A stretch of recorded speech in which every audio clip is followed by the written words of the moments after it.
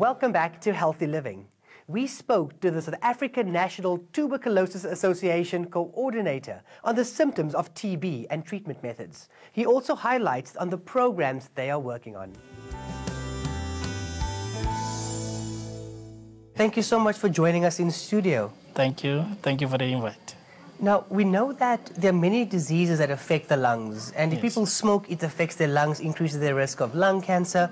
But one of the biggest concerns in our country is TB, which also affects the lungs. How important is it for us to become a lot more aware of TB in our country so we can work towards preventing it? Okay, TB is an airborne disease. You can inhale it anytime. With smoking, the smoking weakens your lungs, which means if you get to be infected with a pulmonary tuberculosis, automatically your lungs weakened. So it gets to be a very critical case to deal with in terms of getting you healed and getting you to quit smoking, which we normally never win. People who get addicted to smoking, even if it's time to take medication, they never really stop and take medication. But the thing with TB, it is curable. Yes. So that's the biggest difference between the two. Yes. Is that you can cure TB, and how do we go about that? Look, once you've been diagnosed with TB, which we've got about 3 types of TB, an ordinary TB, multi-drug resistant TB, and extreme drug resistant TB. All these TB cases are curable, but it depends on how you adhere to the treatment. It depends on how you take your treatment. And it also takes back to your normal daily lifestyle, in what you eat, what you do. And because when TB gets into your body, it stays there as a dormant TB. It does not affect you, does not affect your health, but immediately your immune system is compromised. Then the TB germ start replicating. You start seeing signs and symptoms of TB. Then you start getting sick of TB. Going back to what you mentioned about signs and symptoms, what are they so we can become a lot more aware of them? Firstly, people who are infected with TB, you cough for over 2 weeks. Normally, when you have an influenza, you'll cough about a week, and then you should be getting better. But immediately you cough over 2 weeks and still getting worse and worse. You should start asking yourself if you've got signs and if it's TB or something. Sometimes you lose weight. You know, sometimes, yes, we control our weight, but sometimes it's just a squeeze. In a small time, you're skinny. And sometimes you'll have experience being tired at all times. Sometimes you'll experience chest pains, or sometimes a sputum that contains blood. If you see this, maybe 2 or 3 signs of this, of what I just spoke of, you must suspect that you've got TB. So if you have any of these signs and symptoms, actually most of them, and you do go to your doctor, how do they then test and screen if you do have TB or not? It depends on what kind, on what they're testing. Normally, if they test a latent TB, they do something called skin test. But if you've been coughing, you've got all the signs, then they revert to X-ray, which is normally accurate. We've got new other ones that is called gene expect machine. It's very quick, it works efficiently, and with all these 3 tests, they are all accurate. They all diagnostic, and then after. Then you start treatment. It can be immediately, it can be after some few investigation, but you should be on treatment as soon as possible. And how easy or difficult is treatment? Is it about tablets? Is it about injections or operations? It's very easy. It's tablets. You take tablets every day, normally at the right time. With a normal TB, it takes about 6 to 8 months you should be cured from TB. But with other multi-drug resistant TB and extreme drug resistant TB, it normally takes longer. It depends on your body and your strength the strength of what the doctor just prescribed to you. The other thing is with TB, people get to relax, immediately they start feeling better. This is why they develop into a multi-drug resistant TB and extreme drug resistant TB. But these two other extra TB, they're curable. And then going back to the science, remember when a TB gets into your body, it gets to the lungs, stays there, but it can move to any other part of the body. It can move to the spine, it can move to the brain, it can move to any other part of your body. So the signs of those parts will be different from a pulmonary tuberculosis that I was speaking about. So if you've been infected to, let's say, you've got a TB of the spine, obviously you'll have spine problems. They'll have to do more investigation on what really, when you have a TB of the brain, firstly they'll suspect a migraine, and then from there they discover that you've got TB, but they've got to run some few tests to discover that you've been infected with TB. How is TB spread? Is it a contagious condition and disease? It's a very contagious disease because it's an airborne disease. It lives in the air. Anyone, whoever, rich or poor, can inhale the germ. And once you've inhaled the germ, it's either your immune system will contain the germ. If your immune system is weak, then you start getting sick. Now, when you say airborne, if I'm sitting here and I suddenly have a cough, some people say, no, it's just air, but there's a lot of saliva and sputum that comes out and that spreads. There are droplets. Those droplets might contain a TB germ. Wow. So in those droplets, like that's why most of the time we encourage people to always open windows. That's why we always encourage people to ventilate their places, because with germs like this, the tuberculosis germ, you inhale it without seeing it. When someone is speaking next to you, you can be infected with TB. What does Santa actually do when it comes to the advocating TB awareness and medication adherence, and also working with government? Look, we've got two main projects in our organization that we are running parallel. We've got DOTS, which is supporting people who've been infected with TB, making sure that they take their medication every day, making sure that they live in a healthy, clean environment. And we've got a nutrition projects, be it backyard garden, be it a community garden, be it a nutrition supplements. So when a person is being infected with TB, because most of the time, the reasons why they're not taking medication is because they can't take medication on empty stomach. So we support both this element, concurrently taking them together.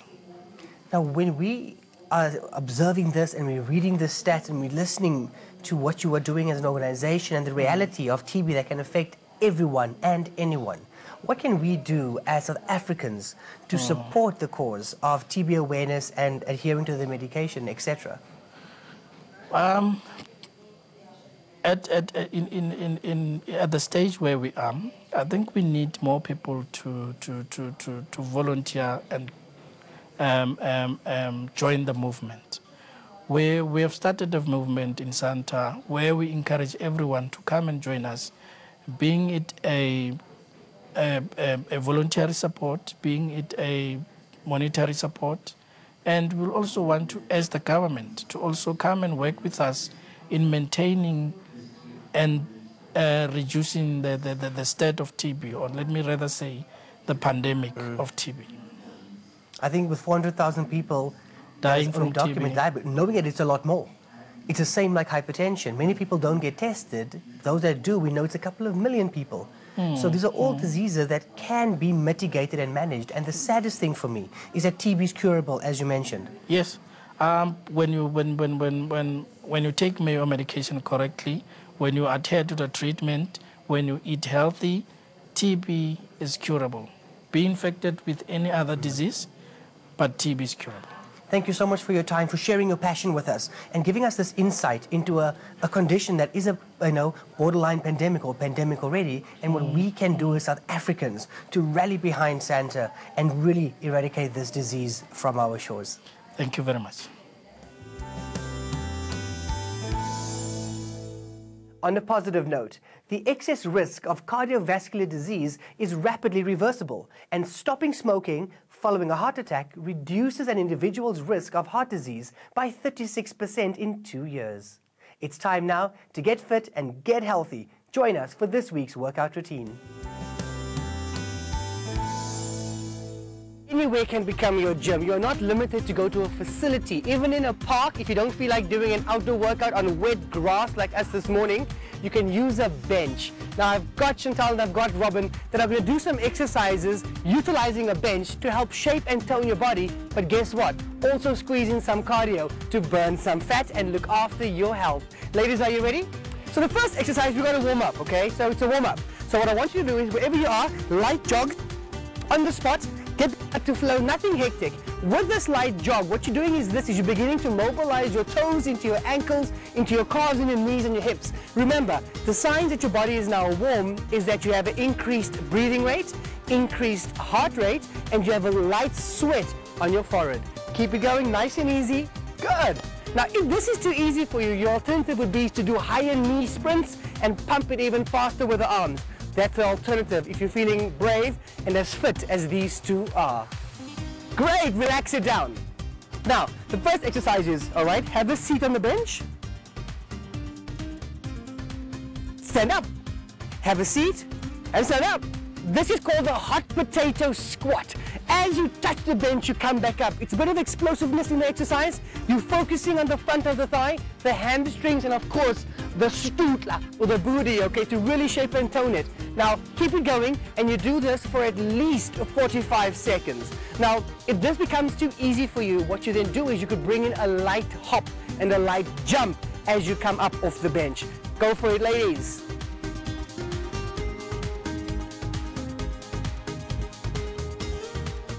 All right, so far so good. As you can see, they make it look so easy, but they do this each and every day, and they do a bit of exercise, and consistency with exercise leads to success with the body. All right, ladies, we're done with that one, all right? Next one, what I want us to try, go onto the sides of the bench, okay? Hands on into a push-up position, legs go back. Now, what they're going to do is they're going to do something known as mountain climbers, all right? Now, hands stay in that position, it locks you, you engage your core, you tighten your tummy. And then you're going to imagine that you're running again, but you're bringing each knee up to your chest. Go for it, as though you're climbing up a mountain. And you can do it as fast as you like, or as slow as you like. This exercise you do for another 45 seconds. All right, nice and easy. Now, what I love doing with all my workouts is bringing in cardio and mixing it with strength training. That's called an intermittent workout. We're focusing on different systems in the body, and we're maximizing our time with an exercise, okay? Ladies, I now want you to go behind the bench, okay, into a push-up position again. And with this exercise, we're now going to be getting two variations. The first one is the traditional inclined push-up. So they're at an inclined level. It's a little bit easier for you to do. If this is too easy, you could always put your feet up on the bench and then put your hands on the floor and then do a decline push-up. So off you go with the push-up, nice and easy. Chest down to the top of the bench. What this does is it focuses on the chest muscles, the shoulder muscles, and of course the tricep muscles. And this exercise is for ladies and gents. You do 30 repetitions. Ladies, you aim for about 15 to 20 to build up more strength in that area.